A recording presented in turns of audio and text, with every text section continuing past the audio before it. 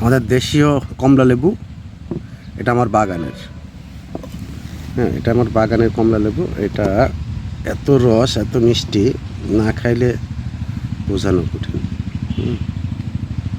আপনারা যারা খাইতে চাবেন, আসলে দেশে চায়না থেকে এখন লেবু অনেক কম আসে। হ্যাঁ, চায়না থেকে লেবু আসে কম, কমলা লেবু আসে কম। এগুলাই যখন আমরা মার্কেটে করে সেল করি তখন এটা চায়না হয়ে যায়, কারণ এর জাতের নাম চায়না।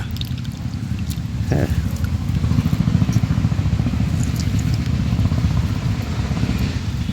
তো আমি আপনাদের একটা দেখাই, যেখানে এখন প্রচুর লেবু দেখতে পাচ্ছেন। এই লেবুটা প্রথমে নিয়ে আমি এভাবে কাটিং করছি মাঝখানে, এই ছুরি দিয়ে কেটে দিলাম।